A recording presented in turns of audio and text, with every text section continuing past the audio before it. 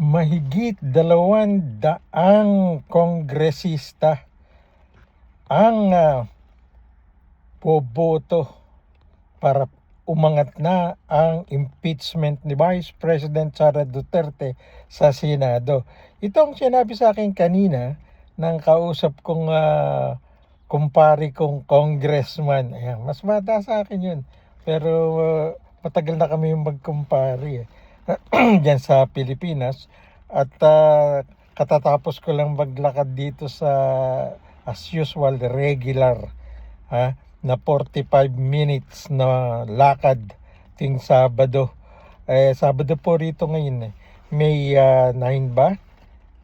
May 9 kasi bukas ang May 10 at Monday 11 pagbobotohan na po sa plenaryo yung pag-angat ng impeachment ni Vice President dyan po sa Senado.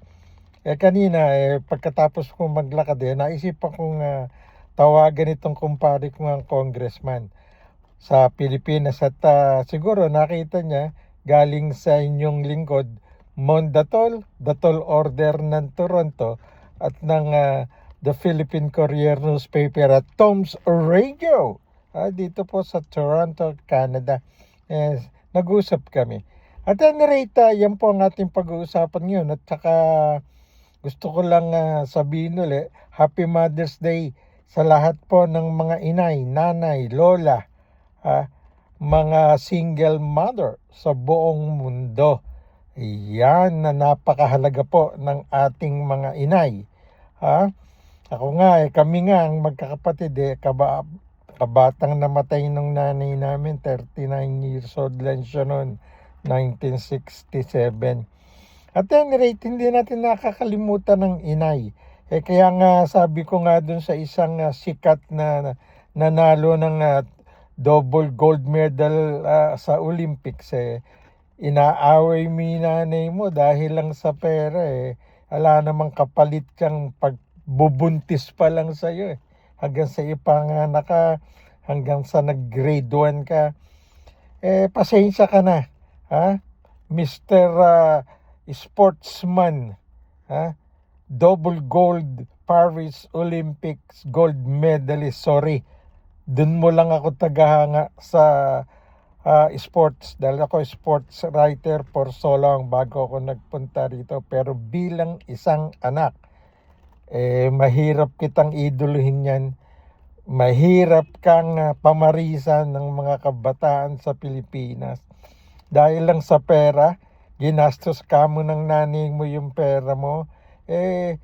Ewan ko, pera lang yun, kinikita niya. Pero yung pagiging nanay sa'yo, buti pa yung mga kapatid mo, yung dalawa mong kapatid na gymnast din kaya tingin ko aangatan ka pa or baka mapantayan ka nitong mas bata mong kapatid na kalahok na rin siguro sa 2028 LA Olympics.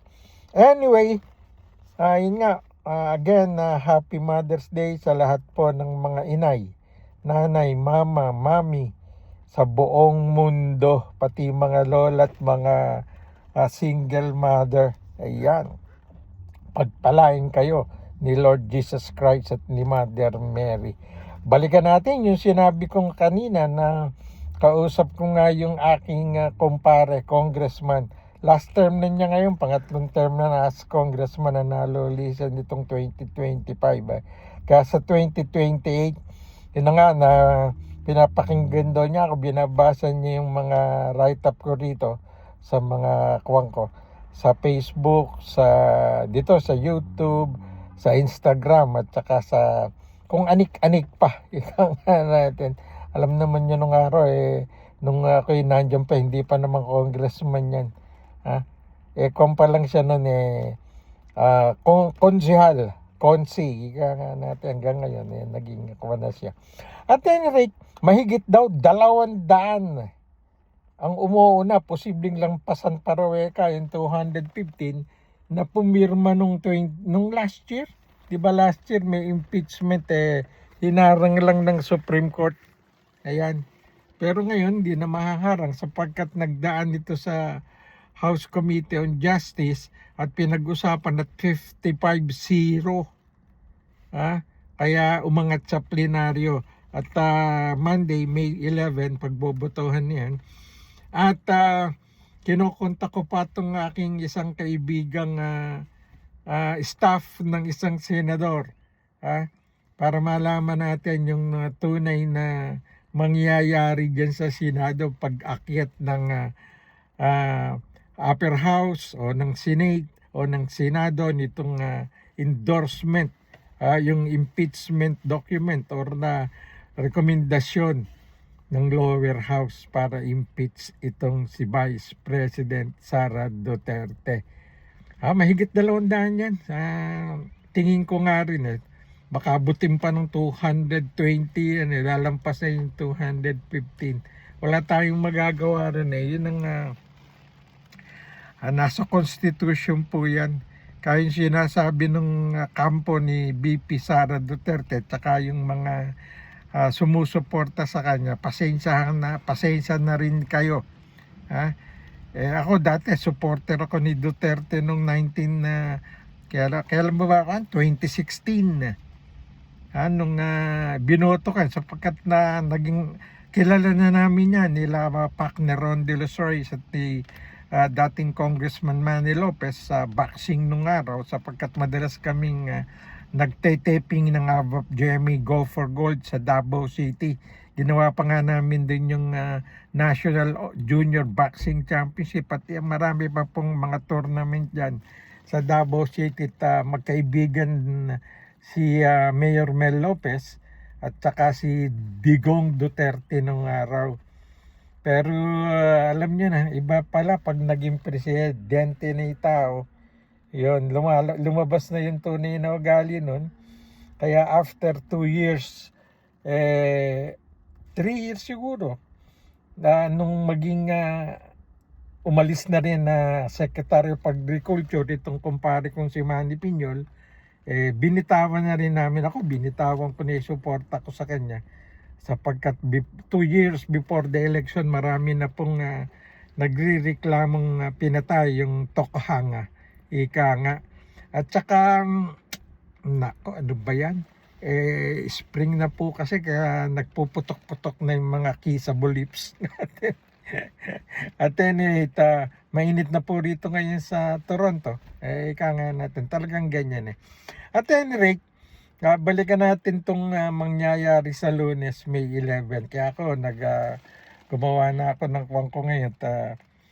May lakad nga pala ang pamilya at Mother's Day dinner yata. Anyways, sabi ko nga, kung talagang may kasalanan, matibay ebidensya, sabi nga ng aking kumparing Gas Abelgas, kapag may talagang ebidensya, sasabit ang may sala. Ayan. Welcome back, paring Gas Abelgas ng Sokho. Ayan, nagbabalik na naman ng araw. Nagkakasama kami niyang si Gas Channel 2 yan Anyway, yun na nga, mahigit 220 ang ine-expect na pipirma sa plenaryo para umangat na sa Senado ang impeachment complaint against Sara Duterte. Ano ba ang tingin ng mga Sara Duterte? Sabi nila, wala daw ebidensya at mapupulbos yung reklamo niyan. Alam niyo po, kung talagang may kasalanan, ang isang tao, lalabas yan. Kung walang kasalanan, di not guilty, ika nga. Hindi ba sabi ni Sara ngayon, nagulat nga kami. Ako nagulat ako. Kagustuhan ng role niyan Diyos pag natanggal siya. Sino kaya yung Diyos? I don't know, baka nagbalik na silang mag-ama dahil stupid raw yung Diyos natin sabi ng tatay, kaya nakakulong hanggang ngayon.